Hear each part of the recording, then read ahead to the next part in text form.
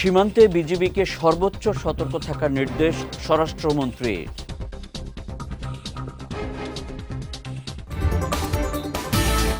Padma barrage নিয়ে খুব শিগগিরই সিদ্ধান্ত নেবে সরকার, জানালেন পানি সম্পদ মন্ত্রী।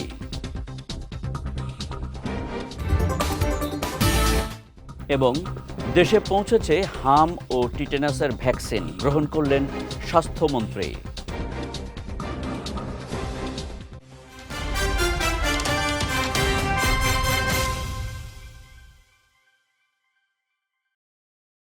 আসসালামু আলাইকুম।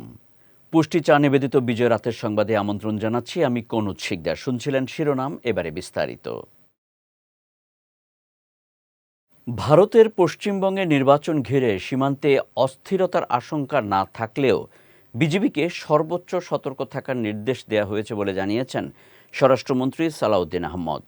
দুপুরে রাজধানীর ওসমানী স্মৃতি মিলনায়তনে অনুষ্ঠিত জেলা প্রশাসক সম্মেলনে স্বরাষ্ট্র মন্ত্রণালয়ের সেশন শেষে তিনি এই তথ্য জানান। এ সময় স্বরাষ্ট্রমন্ত্রী আইন শৃঙ্খলা রক্ষা, অবৈধ অস্ত্র উদ্ধার, হয়রানিমূলক মামলা প্রত্যাহার এবং আসন্ন ঈদুল আজহার প্রস্তুতি সহ বিভিন্ন জাতীয় ইস্যুতে সরকারের অবস্থান তুলে ধরেন।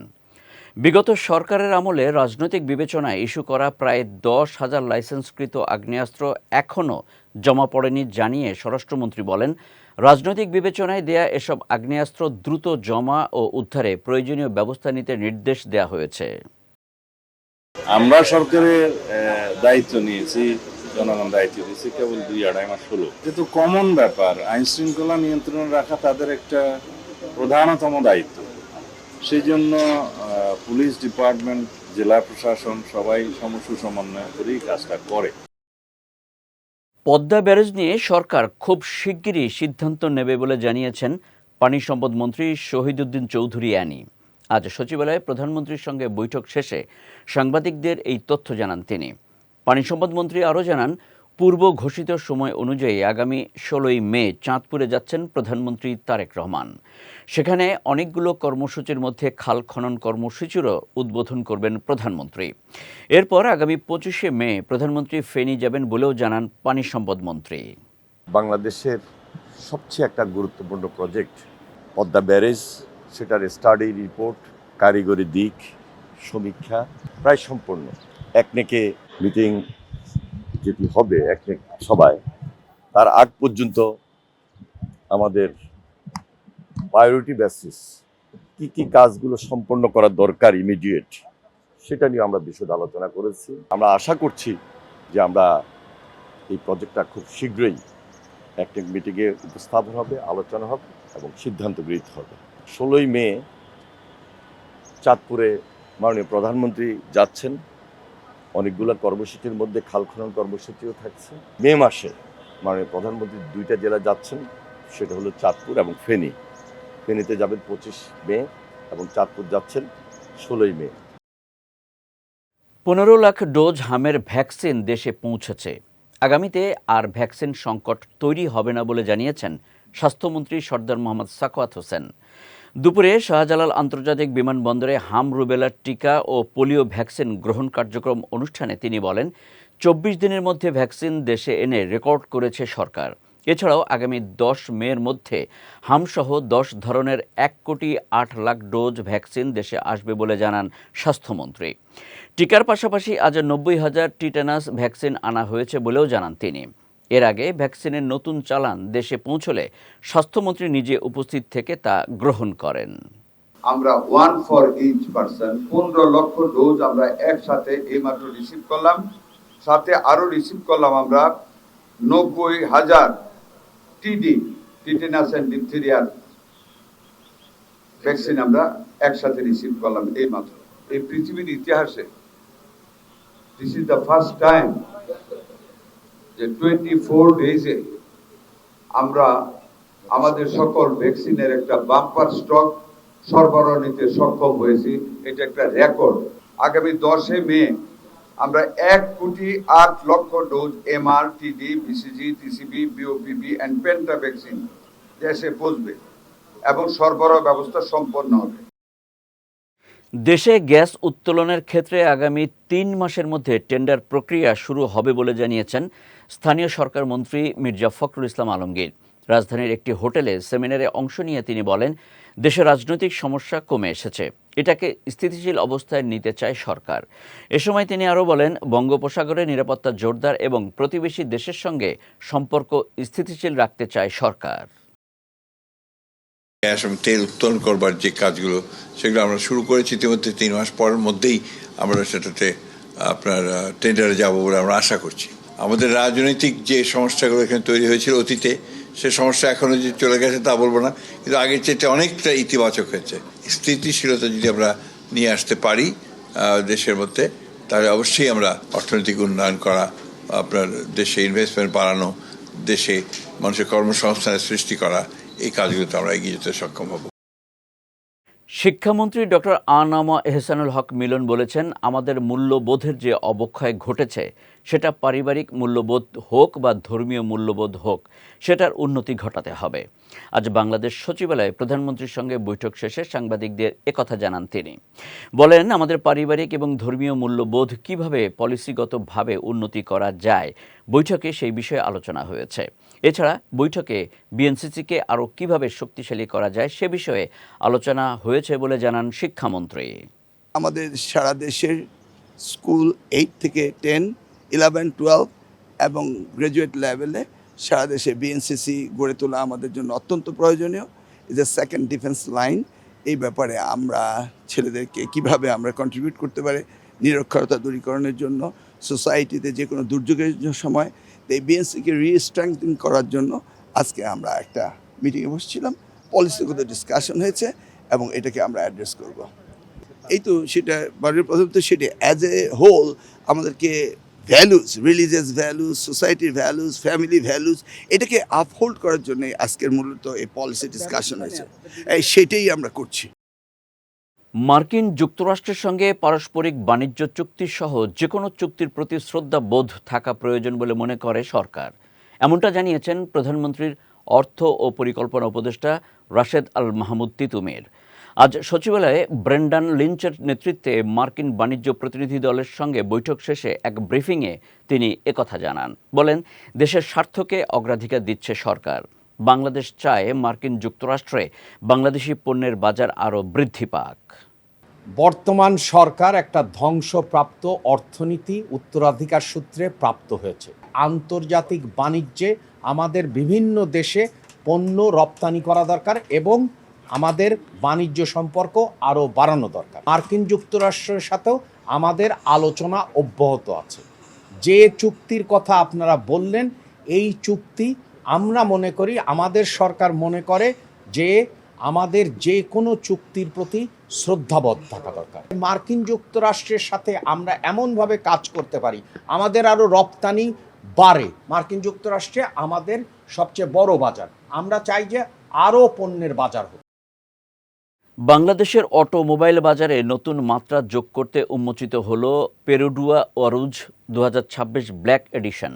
আজ সকালে রাজধানীর তেজগাঁওয়ের একটি অভিজাত হোটেলে ঢাকায় নিযুক্ত মালয়েশিয়ান হাইকমিশনার মোহাম্মদ সুহাদা ওসমান ও পিএইচপি মোটরস লিমিটেডের ব্যবস্থাপনা পরিচালক মোহাম্মদ আখতার পারভেজ যৌথভাবে এর উদ্বোধন করেন। অনুষ্ঠানে মালয়েশিয়ান হাইকমিশনার মোহাম্মদ সুহাদা ওসমান বাংলাদেশ ও মালয়েশিয়ার বাণিজ্যিক সম্পর্কের উপর গুরুত্ব আরোপ করেন এবং ভবিষ্যতে অটোমোবাইল খাতে দ্বিপাক্ষিক সহযোগিতা বৃদ্ধির আশাবাদ ব্যক্ত করেন তিনি।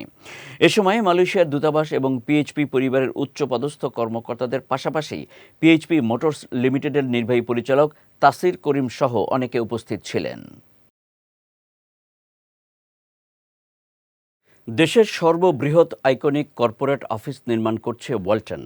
ওয়ালটন আইকনিক টাওয়ার নির্মাণে আর্কিটেকচারাল, কনস্ট্রাকশন ও ইঞ্জিনিয়ারিংয়ে পরামর্শক প্রতিষ্ঠান হিসেবে কাজ করবে স্বনামধন্য 3টি প্রতিষ্ঠান: Vistara architects private limited, aboard of consultants private limited এবং বিএন ইঞ্জিনিয়ারিং।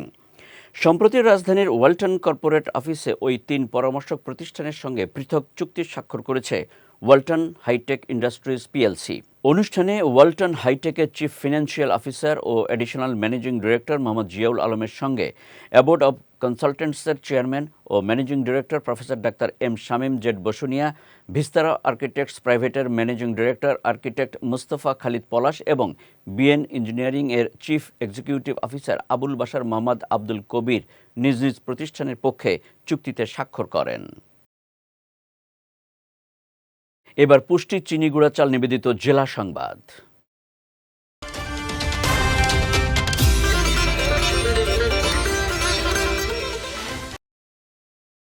আইনশৃঙ্খলা বাহিনীর সদস্য পরিচয়ে অটোরিকশা ছিনতাই চক্রের 7 সদস্যকে গ্রেফতার করেছে বগুড়া জেলার ডিবি পুলিশ। দুপুরে ডিবি কার্যালয়ে আয়োজিত এক প্রেস ব্রিফিংয়ে এই তথ্য জানান অতিরিক্ত পুলিশ সুপার হোসাইন মোহাম্মদ রায়হান। তিনি জানান, দীর্ঘদিন ধরে একটি চক্র নিজেদের আইনশৃঙ্খলা বাহিনীর সদস্য পরিচয় দিয়ে বগুড়া ও নওগাঁ জেলার বিভিন্ন এলাকা থেকে কৌশলে অটোরিকশা ছিনতাই করে আসছিল। এই ঘটনায় থানায় মামলা দায়ের করা হলে ডিবি পুলিশ তদন্ত শুরু করে এবং অভিযান চালায়। অভিযানের ধারাবাহিকতায় বগুড়া ও রংপুর জেলার বিভিন্ন স্থান থেকে চক্রটির 7 সদস্যকে গ্রেফতার করা হয়। এ সময় তাদের কাছ থেকে 4টি ছিনতাইকৃত অটোরিকশা, 2টি ওয়াকিটকি সেট সহ বিভিন্ন সরঞ্জাম উদ্ধার করা হয়। পুলিশের ধারণা, এসব সরঞ্জাম ব্যবহার করে তারা সাধারণ মানুষকে ভয়ভীতি দেখিয়ে ছিনতাই করত। যাচ্ছি পুষ্টি ড্রিঙ্কিং ওয়াটার নিবেদিত খেলার সংবাদে।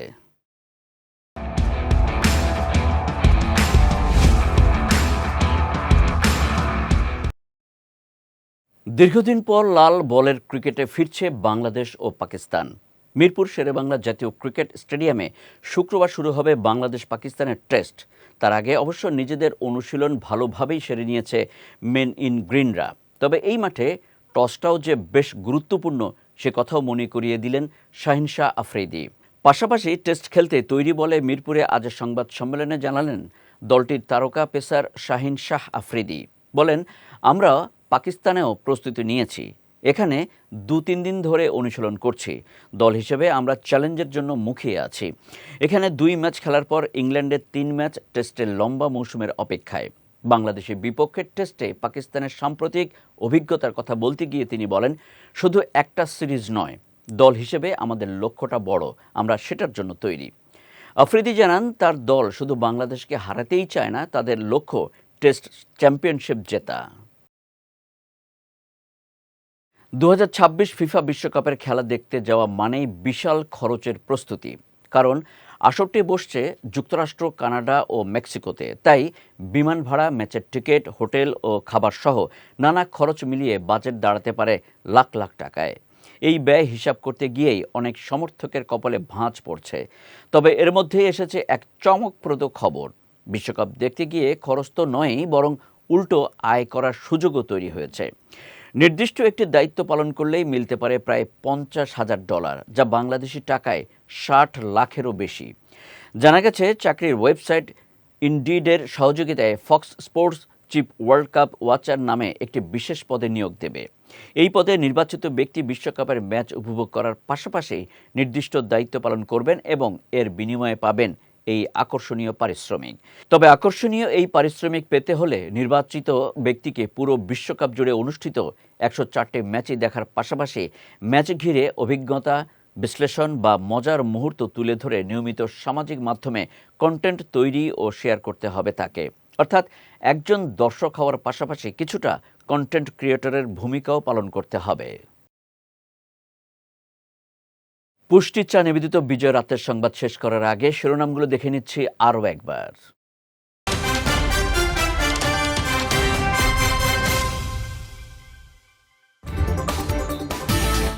সীমান্তে বিজিবিকে সর্বোচ্চ সতর্ক থাকার নির্দেশ স্বরাষ্ট্রমন্ত্রীর।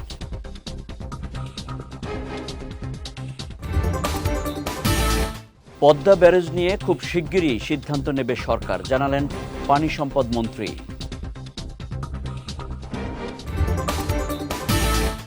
এবং দেশে পৌঁছেছে হাম ও টিটেনাসের ভ্যাকসিন, গ্রহণ করলেন স্বাস্থ্যমন্ত্রী।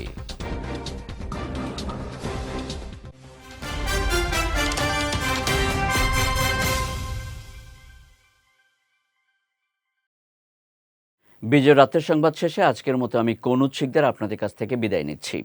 আগামীকাল একই সময় নতুন সব খবর দেখতে চোখ রাখুন বিজয় টিভিতে। এছাড়াও আজকের বিজয় রাতের সংবাদের ভিডিও দেখতে পারেন আমাদের ইউটিউব এবং ফেসবুক পেজে। আমাদের ইউটিউব হলো youtube.com/BJTV অফিসিয়াল এবং আমাদের ফেসবুক পেজ হলো facebook.com/BJTV লিমিটেড। এতক্ষণ সঙ্গে থাকার জন্য ধন্যবাদ সবাইকে।